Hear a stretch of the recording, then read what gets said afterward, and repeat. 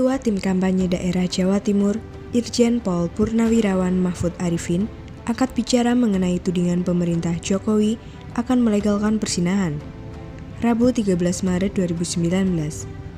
Mahfud Arifin menganggap penuding itu tidak waras dan tidak masuk akal. Secara pribadi boleh, karena penyebaran ini kan sudah tidak rasional ya. Ini akal sehat yang didengung-dengungkan tapi yang tidak waras. Intinya proses hukum harus tetap berlanjut. Harus berjalan. Ini supaya tidak menjadi pembelajaran dalam berpolitik ya. Mahfud Arifin menganggap semburan fitnah kepada Jokowi semakin menjadi-jadi. Salah satunya viralnya video yang menampilkan seseorang yang mengenakan jubah gamis yang diketahui bernama Ustadz Supriyanto menyampaikan pesan menuding pemerintah akan melegalkan persinahan. Semuanya, ini semburan fitnah itu sudah makin gila.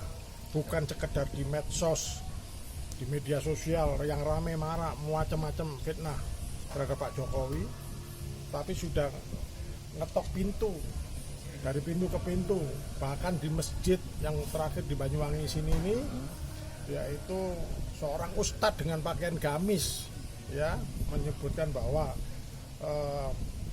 zina akan dilegalkan kalau Pak Jokowi menang. Padahal Pak Jokowi sekarang nggak usah, masih presiden pun nggak boleh, ya kan? Terus kemudian wakilnya nantinya Pak Kiai Ma'ruf, masa nggak masuk akal?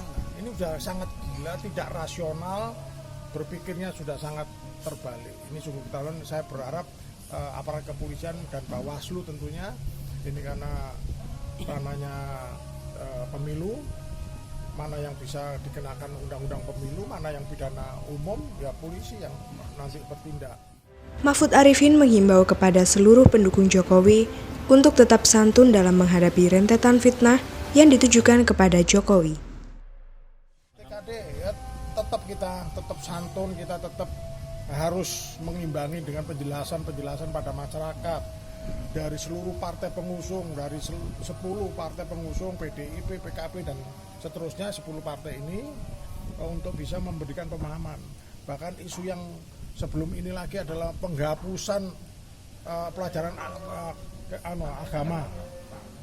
Menteri Agama klarifikasi, Menteri Pendidikan klarifikasi, capek untuk mengklarifikasi, menjelaskan bahwa itu tidak masuk akal dan tidak mungkin dilakukan. Nggak usah nunggu Pak Jokowi menang, sekarang sudah presiden kok nggak dihapus, masih ada kok pelajarannya.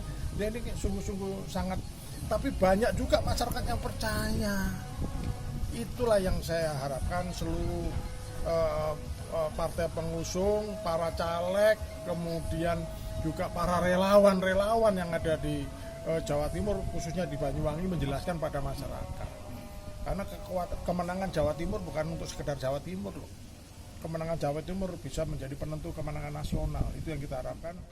Hafiluddin Ahmad, jatimnau.com